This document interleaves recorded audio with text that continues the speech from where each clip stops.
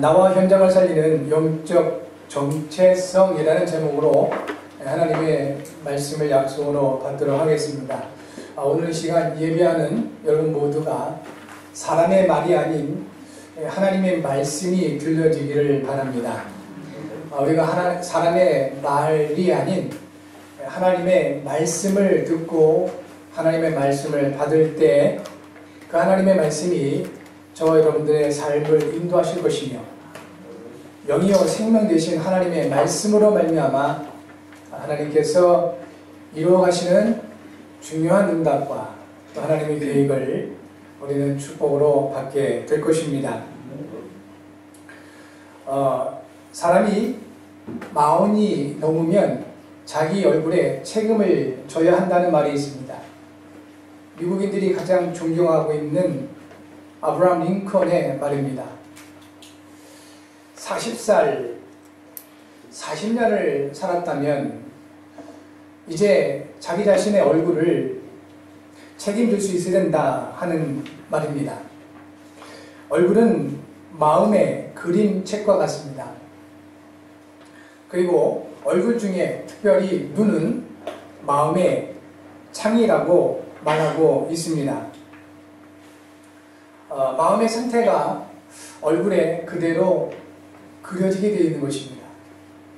특별히 마음의 상태가 눈으로 그대로 보여지게 되어 있습니다. 그래서 마음이 불안하거나 마음이 아프거나 그러면 일단 얼굴도 달라지고요. 특별히 눈의 여러 가지 부분이 달라지는 것입니다. 더 중요한 게 있습니다. 이 마음의 이 상태는 생각에 영향을 주게 됩니다. 그리고 생각은 사람의 행동에 절대적인 영향을 줄 수밖에 없습니다. 그리고 이 마음의 상태는 영적인 부분에 굉장히 영향을 받습니다. 영적인 정체성에 따라서 마음의 상태가 달라지게 되는 것입니다. 그러므로 성경 잠언 4장 23절에서 이렇게 말씀을 하십니다. 모든 지켜만한 것 중에 더욱 네 마음을 지키라. 생명의 근원이 이에서 남이니라 하셨습니다. 많은 것들을 지켜야 되겠지만 그 가운데 가장 먼저 마음을 지키라고 하나님께서 성경을 통해서 말씀하고 있습니다. 성도 여러분, 마음과 생각을 지킬 수 있는 힘이 있기를 바랍니다. 그래서 불신자들도 얘기합니다. 자신의 마음을 다스리고 관리할 수 있는 사람이 정말 힘 있는 사람이고 강한 사람이다 하는 것입니다. 왜 다른 사람을 죽일까요? 왜 자기 자신을 죽일까요? 마음을 다스릴 수 있는 힘이 없어서 그렇습니다. 물론 너무 화가 나서 그럴 수도 있고 너무 힘들어서 그럴 수도 있을 것입니다. 그런데 살인은 마음을 지키지 못한 결과일 뿐인 것입니다. 다른 사람을 죽이는 것이 타살이고 자기 자신을 죽이는 것이 자살입니다. 하나님은 살리시는 분이십니다. 죽이는 것은 사단이라고 요한복음 8장 44절에 말씀하십니다. 예수님께서 마귀에 대해서 설명하시는 가운데 마귀는 거짓아비다. 그리고 최초의 살인자다 그랬습니다. 욕심쟁이라고 그랬습니다. 여러분, 자칫 세상에 유명한 사람들 가운데 자살함으로 말미암아 모든 책임을 회피하거나 그것으로 인해서 또 청소년들이 잘못된 어떤 사인을 받거나 잘못된 어떤 문화로 받아들이면 큰일 나겠습니다. 자신을 죽이는 자살이나 다른 사람을 죽이는 타살이나 같은 죄악입니다. 왜 그렇게 될 수밖에 없을까요? 마음을 지킬 수 있는 힘이 없어서 그렇습니다. 마음을 다스릴 수 있는 힘이 없어서 그런 것입니다. 그래서 성경은 말씀하신 겁니다. 모든 지켜만 하는 것 중에 네 마음을 지키라 하셨습니다. 생명의 근원이 이에서 난다고 하나님께서 말씀을 주셨습니다. 빌립보서 4장 6절과 7절에 아무것도 염려하지 말고 다만 모든 일에 기도와 간구로 너희 구할 것을 감사함으로 하나님께 아뢰라. 그리하면 모든 지각에 뛰어난 하나님의 평강이 그리스도 예수 안에서 너희 마음과 생각을 지키시라 하셨습니다. 수많은 불신자들이, 수많은 사상가들이 잘못된 주장을 하는 것처럼 교회가 쓸데없고 복음이 전혀 쓸데없고 하나님 믿는 신앙이 전혀 쓸모없다고 주장하는 그들의 주장대로라면 자살이 없어야죠. 너무 안타까운 것은 OECD 국가 중 자살률 1위가 대한민국입니다. 조금만 힘들면 자살해버리고 그것을 미화하는 어떤 풍조까지 나타나고 있습니다. 성도 여러분, 기억하셔야 됩니다. 그래서 우리는 하나님의 은혜가 필요한 것입니다. 얼마나 힘들었겠으면 자살까지 하겠습니까? 충분히 이해해야 되는 부분이지요. 그런데 그 힘들어서 견딜 수 없는, 감당할 수 없는 그러한 부분들에 대해서 하나님께서 힘을 주시겠다고 말씀하고 있습니다. 그걸 위해서 기도해라. 그걸 위해서 간구하라 라고 말씀을 하고 있는 것입니다. 하나님의 도우심이 아니면 우리는 한계에 빠져서 감당할 수 없는 어려움에 고통을 받을 수밖에 없는 것입니다. 성도 여러분, 기도의 은혜가 있길 바랍니다. 하나님을 바라보시면서 간구할 수 있는 은혜가 있기를 바랍니다. 하나님 앞에 기도하고 간구할 수 있는 사람이 가장 겸손한 사람입니다. 사람들이 교만해져서 오만해져서 문제예요. 하나님의 은혜도 필요 없고 하나님의 도우심도 필요 없다는 것만큼 가장 그것만큼 오만한 것이 없는 것입니다. 그것만큼 교만한 것이 없는 것입니다. 오늘 예배하는 여러분들은 하나님 앞에 겸손한 자인 것입니다. 겸손한 자에게 하나님께서 은혜를 주신다고 약속하고 있습니다. 오늘 하나님께서 예비하신 은혜 받으시고 그리고 하나님이 주시는 언약 가운데 힘을 얻으셔서 무엇보다도 큰 어떤 성과를 내거나 큰 돈을 벌거나 이것이 아니고 무엇보다도 하나님 주시는 힘으로 말미암아 여러분의 마음과 생각을 잘 다스릴 수 있는 그 같은 힘이 주어지기를 주의 이름으로 축복합니다. 요한복음 14장 1절에 예수님께서 말씀하셨습니다. 너희는 마음에 근심하지 말라. 하나님을 믿으니 또 나를 믿으라 하셨습니다. 이만큼 우리의 마음이 중요한 것입니다. 우리의 마음의 그림책이 뭐라고 했습니까? 그 얼굴이다. 우리의 마음의 창이 뭐라고요? 우리의 눈이다. 눈을 보면 불안하는 사람 알 수 있습니다. 눈을 보면 두려움에 잡힌 것을 알 수 있죠. 눈을 보면 기쁨이 있다 없다를 알 수가 있습니다. 얼굴 전체를 봐서도 알 수가 있는 겁니다. 물론 어릴 때는 그것이 잘 안 되죠. 어릴 때부터 차곡차곡 쌓여서 경험하고 체험하고 고민하고 갈등하고 또 거기서 답을 찾고 이렇게 하면서 우리 얼굴이 만들어지는 것입니다. 그래서 그리스도인들의 얼굴은 움직이는 전도지다라는 말이 있습니다. 여러분 삶에 실제적인 하나님의 은혜가 임하기를 진심으로 주의 이름으로 축복합니다. 그렇다면 우리가 어릴 때부터 하나님의 말씀을 받고 하나님의 은혜 가운데 언약 가운데 하나님 앞에 기도하며 하나님 앞에 간구하고 하나님 주시는 그 힘으로 내 마음과 생각을 잘 다스려 나간다는 것은 굉장히 중요한 것입니다. 그래서 성경에서도 렘넌트에 대해서 강조를 하는 것입니다. 우리 어린 렘넌트들에게 이 하나님의 말씀이 들어가서 다른 것 말고 뭐 전도를 많이 한다거나 크게 성공한다거나 이거 아니더라도 자기 자신의 마음을 지켜낼 수만 있다면 이 렘넌트는 한 시대를 바꿀 수가 있는 것입니다. 오늘 그와 같은 은혜가 저와 여러분 모두에게 임하게 될 줄 믿습니다. 하나님은 창조자이십니다. 그래서 우리를 가장 잘 아시는 분이십니다. 저희 교회차가 고장이 나서 어디를 갈까 하다가 결국 그 차를 만든 회사 정비소에 들어갔습니다. 가장 정확하게 고장 원인을 안내를 받았습니다. 그와 같이 어떤 세상에 있는 물건도 엉뚱한 곳에 가면은 고장 원인도 잘 모르고 원인을 모르게 되면 고치는 방법도 잘 모를 수밖에 없습니다.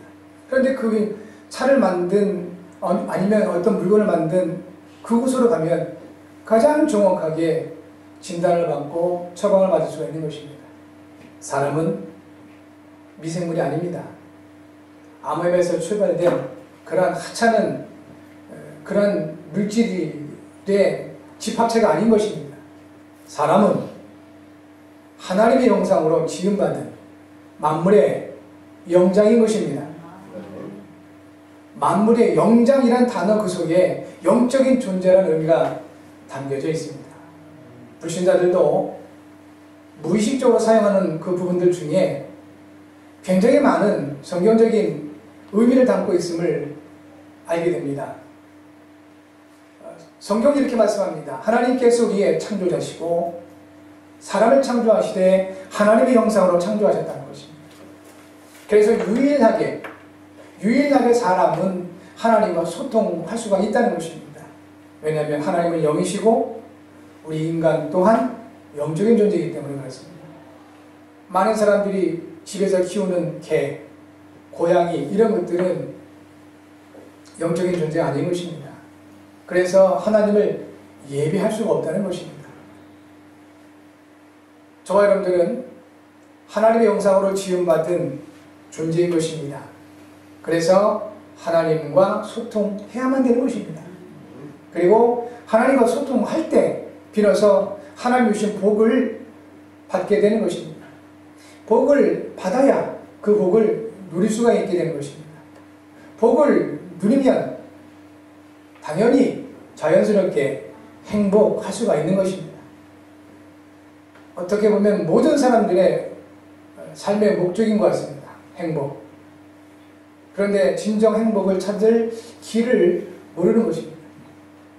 그 길을 모르니까 답답하고 또 배신감 느끼기도 하고 오히려 그 길을 찾은 사람들 보면 배 아프고 시험 들고 이러는 것 같습니다. 혹시 교회 생활을 하면서도 이같이 하나님께서 주신 복을 놓치고 있거나 그래서 진정 행복한 할 수 있는 길을 가지고 있음에도 불구하고 행복하지 못한다면 너무 안타까운 것입니다. 성도 여러분, 저와 여러분들은 적어도 예수님을 그리스도로 믿고 영접을 해서 하나님께서 우리를 찾아오신 사람들입니다. 쉽게 하나님을 만난 사람들인 것입니다. 내가 하나님 만날 수 없기 때문에 하나님께서 우리를 찾아오셨습니다. 우리를 찾아오시는 그 길로 그리스도라는 언약을 주신 것입니다. 그분이 바로 예수님 되시죠. 예수님을 그리스도로 믿었다는 소리는 하나님께서 우리를 찾아오셨다는 것입니다. 이것을 쉽게 구원이라고 얘기하는 것입니다. 구원받은 저와 여러분들에게 하나님께서 찾아오셨고 말씀하신 대로 우리에게 복을 이미 주셨습니다. 이 복을 누리시면 되겠습니다. 여러분 복을 누리시기를 바랍니다. 너무 안타까운 것은 이 복을 누리는 것을 자꾸 물질적인 것으로 계산을 한다는 겁니다. 이 복을 누리는 것을 자꾸 세상적인 것으로만 계산을 하기 때문에 복을 받아놓고도 많은 사람들이 더 큰 혼란에 빠져 있습니다. 분명히 내가 복을 받았다고 하는데 왜 나는 왜 이렇게 답답하지? 복을 받았다고 하는데 왜 나는 이렇게 신경질나고 짜증나고 막 이런다는 겁니다. 왜 복을 받았는데 왜 나는 왜 이렇게 늘 뭐가 부족하고 가난하고 힘들고 이러지? 병들고 그러지? 이렇게 본다는 것입니다.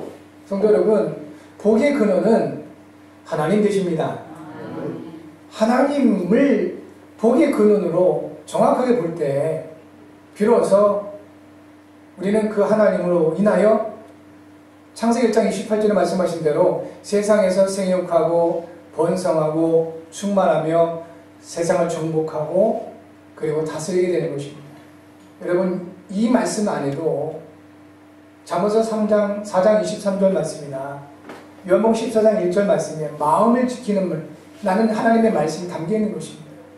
빌립보서 4장 6절 7절 말씀에도 있는 것처럼 세상을 다스리고 정복하고 생육하고 번성한다는 것은 뭐겠습니까? 관리할 수 있는 힘이 있다는 것이죠. 내 마음이 무너져 있는데 어떻게 세상을 다스리겠습니까?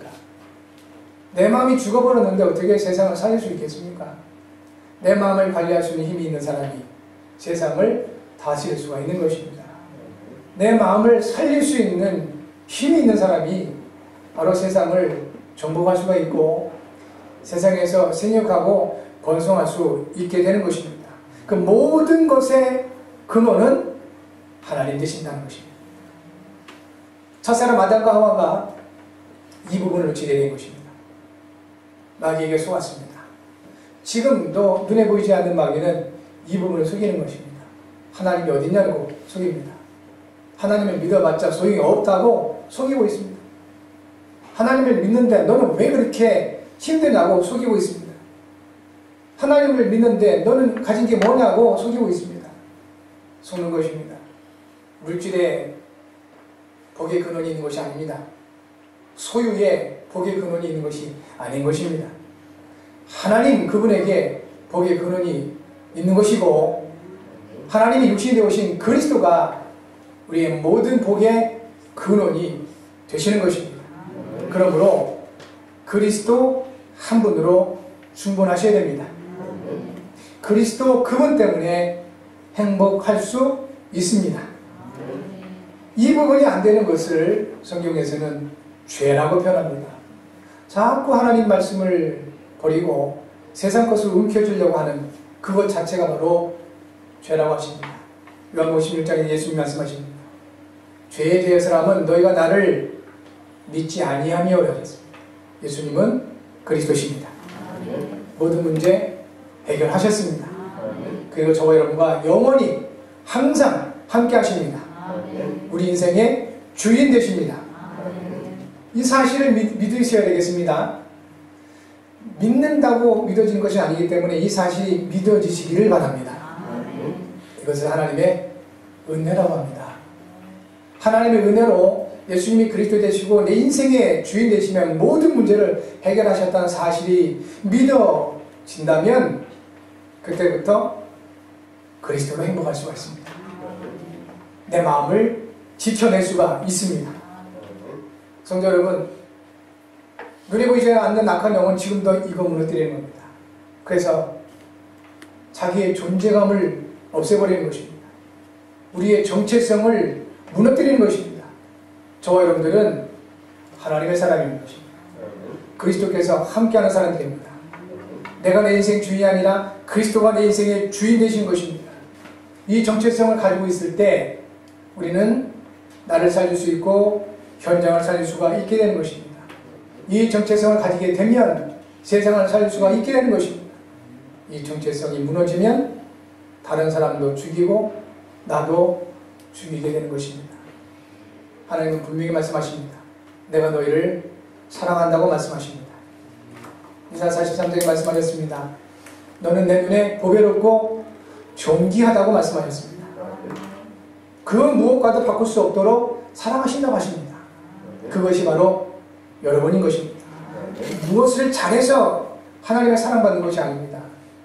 무엇인가를 열심히 해서 하나님 나라에 들어가는 것이 아닌 것입니다. 단지 하나님의 사랑을 받은 것입니다. 그래서 우리는 하나님의 사람들이 된 것입니다. 그로 인하여 하나님은 저와 여러분들을 보배롭고 존귀하게 보시는 겁니다. 기억하셔야 됩니다. 여러분은 보배롭고 존귀하신 분들입니다. 그래서 이번 시간은 또 특별하게 몇 분에게 한번 축복해 주십시오. 우리 성도님은 보배롭고 존귀한 분입니다. 정말 이 부분이 회복되어야 되겠습니다. 이 부분이 안 돼서 너무나도 유능한 사람들이, 그렇게 훌륭한 분들이 자살하고 또 꽤 괜찮은 사람들이 욱하는 그 성격 때문에 마음을 관리하지 못해서 다른 사람을 살해하는 이런 일들이 일어나고 있는 것입니다. 복음 가지고 있는 저 여러분들이 이같이 병든 세상을 치유할 수 있어야 되겠습니다. 그거 출발점이 바로 하나님이 우리에게 주신 영적인 정체성 확인하는 것입니다. 그리스도 안에서 우리에게 주신 영적인 정체성을 확인하면서 누리게 되면 무엇보다도 나 자신을 살릴 수가 있게 됩니다. 그리고 하나님 주신 복으로 행복하게 되어 있습니다. 이 모든 결과로 우리는 사람을 살리게 되고 현장을 살리는 복의 응답을 받게 되는 것입니다. 아브라함에게 하나님께서 말씀하신 대로 가장 먼저 너는 너의 고향과 친척과 아버지의 집을 떠나 내가 네게 보여줄 땅으로 가라고 하셨습니다. 어디를 떠나고 무엇을 버리고 그게 중요한 것이 아니고 창세기 12장 4절에 있는 것처럼 이 말씀이 중요한 겁니다. 아브라함이 여호와의 말씀을 따라갔다는 것입니다. 이게 중요한 것입니다. 무엇을 버려야 됩니까? 어디를 떠나야 됩니까? 이거 그렇게 중요하지 않습니다. 버릴 것이 뭐 있고 또 떠날 것이 뭐 있겠습니까? 하나님의 언약이 없다면 어디를 가나 똑같은데요. 하나님의 복음이 없다면 어디를 가나 눌릴 텐데 중요한 것은 아브라함이 여호와의 말씀을 따라갔고 오늘 저와 여러분들에게 이 하나님의 말씀이 주어지고 있습니다. 하나님의 말씀이 들려지시기 바랍니다. 하나님의 말씀을 따라갈 수 있는 저와 여러분 되시기를 바랍니다. 예수님 갈릴리 가셔서 베드로, 안드레, 요한과 야고보를 부르시면서 단 한마디 하셨습니다. 나를 따라오라. 이 말씀 주신 겁니다. 그러면 결국 결론까지 말씀하셨는데 내가 너희를 사람을 낳는 어부가 되게 하리라 했습니다. 그렇게도 실수하고 그렇게도 경쟁하고 인간적인 부분에 갈등했던 베드로와 그 제자들, 그러나 결국은 예수님 말씀대로 됐습니다. 왜 그럴까요? 사람을 낳는 어부가 될 수밖에 없었던 이유는 그들이 훌륭해서가 아니고 그들이 최선을 다해서 노력을 해서가 아니라 예수님 말씀을 따라갔기 때문에 그렇다 하는 것입니다.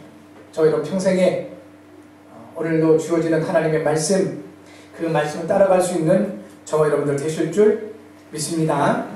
그 언약 가운데 따라갈 때 약속된 아브라함에게 주신 영적 정체성이 있습니다. 그것이 2절입니다. 그것이 뭐라고 말씀하시냐면 너는 복이 될지라 하셨습니다. 이것이 아브라함의 받은 영적인 정체성인 것입니다. 실제로 아브라함에게 있어서 이 말씀이 그대로 이루어졌습니다.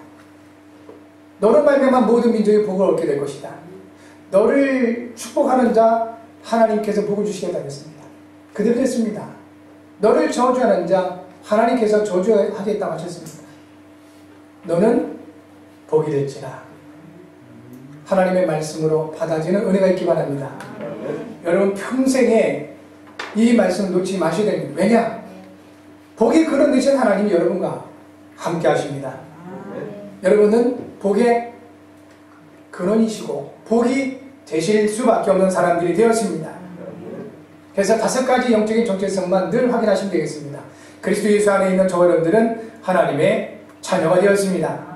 하나님의 생명과 관계되어 있는 정체성인 것입니다. 예수를 믿으면 하나님의 자녀된 권세를 주신다고 약속해 주셨습니다.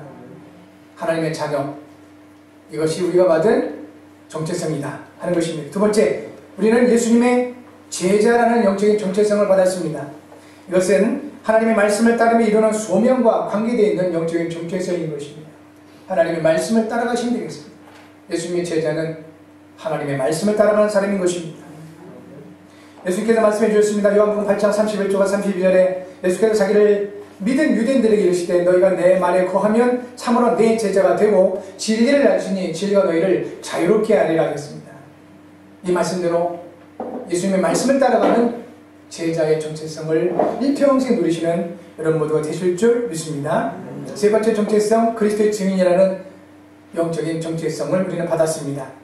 하나님의 응답을 따라 하나님의 뜻을 이루는 사명과 관계되어 있는 영적인 정체성인 것입니다. 사도행전 1장 8절 말씀하시죠. 오직 성령이 너희에게 마시면 너희가 권능을 받겠다 하셨습니다. 그리고 예루살렘 온 유대와 사마리아 땅 끝까지 이르러 내 증인이 되리라 하셨습니다. 사명적인 영적인 정체성인 것입니다. 네 번째는 전도자라는 영적인 정체성을 우리는 받았습니다. 그리스도의 비밀을 선포함으로 재앙을 막는 사역과 관계되는 영적인 정체성인 것입니다. 여러분, 가정과 가문의 역사는 우리 감세력 무엇으로 막을 수 있겠습니까? 이 하나님의 말씀을 선포할 때, 특별히 그리스도신 예수의 이름을 선포할 때 가정과 가문의 역사는 모든 재앙을 결박할 수가 있는 것입니다.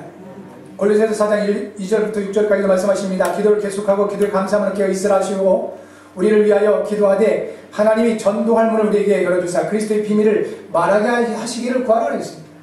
그리스도의 비밀을 말하면 재앙이 무너지게 되어 있습니다. 그러므로 다른 사람에게 그리스도의 비밀을 말하기 부끄럽다면 여러분 자신에게 말하기 바랍니다. 그걸 개인다는 말이에요. 여러분 자신에게 매일매일 함께 하실 예수님 그리스도심을 선포하시길 바랍니다. 그리고 선포하셔야 됩니다. 그래야 내 개인의 역사는 재앙이 무너지고 그리고 하나님 앞에 고백하시기 바랍니다. 예수님께서 그리스도 되셔서 우리 가정과 가문의 재앙을 결박해 주실 것을 구하시고 그리스도 이름으로 선포하시기 바랍니다. 우리 가정과 가문의 역사는 모든 재앙은 그리스도신 예수의 이름으로 완전히 결박을 받을지어다 선포하시기를 바랍니다. 여러분에게는 그럴 권한이 있습니다. 여러분에게는 그러한 그리스도의 이름의 비밀, 그리스도의 비밀을 선포할 의무가 있습니다. 선포할 때마다 재앙이 무너지게 될 것입니다. 마지막 다섯 번째 정체성은 렘넌트의 발판이라는 영적인 정체성을 받았습니다. 구대를 살리며 세우는 미래와 관계되어 있는 영적인 정체성인 것입니다. 이사야 6장 13절에 그 중에 10분의 1이 아직 남아있을지라도 이것도 황폐하게 될 것이나 밤나무와 상사류나무가 배임을 당하여도 그 그루터기는 남아있는 것 같이 거룩한 씨가 이 땅에 그루터기니라 하셨습니다. 그루터기는 남아있습니다. 거룩한 씨가 바로 이 땅의 그루터기라고 했습니다. 그 그리스도 곧 이분이 생명 되시고 모든 생명의 씨앗이 되는 것입니다. 생명의 씨앗 되신 그리스도께서 여러분과 함께하고 계십니다. 그러므로 와 있는 여러 가지 문제와 갈등들 아무것도 문제 안 됩니다. 왜냐하면 죽은 것 같은데 살아 있습니다. 때가 되면 무성하게 자라나게 되어 있는 것입니다. 디모데후서 3장 14절부터 14절 이렇게 14절부터 17절 말씀합니다. 너는 배우고 확신한 일에 거하라. 너는 내가 누구에게 배운 것을 알며 또 어려서부터 성경을 알았다니 성경은 능히 너로 하여금 그리스도 예수 안에 있는 믿음으로 말미암아 구원에 이르는 지혜가 있게 하느니라 하였습니다. 여러분 하나님의 말씀인 성경을 통해서 답을 찾으시기 바라고 그리고 이 하나님의 말씀을 우리가 믿음으로 받음으로 말미암아 하나님의 말씀이 여러분의 삶을 인도하시고 여러분의 삶에 역사하시는 증거 있기를 바랍니다. 결론적으로 다시 한번 아브라함에게 주신 말씀을 기억하셔야 되겠습니다. 하나님께서 특별히 창세기 12장 2절에 말씀하셨습니다. 내가 너로 큰 민족을 이루고 네게 복을 주어 네 이름을 창대하게 하리니 너는 복이 될지라 하셨습니다. 여러분 복이 되셨습니다. 한번 믿음으로 따라서 고백해 주시기 바랍니다. 나는 복이다. 확신하시기 바랍니다. 이번 한 주간 매일 하나님이 주신 영적인 정체성을 묵상하며 힘을 얻는 정식 기도 시간을 가지시기 바라겠습니다. 여러분께서 늘 확인하시고 복을 누리시고 행복한 한 주간 되시기를 바랍니다.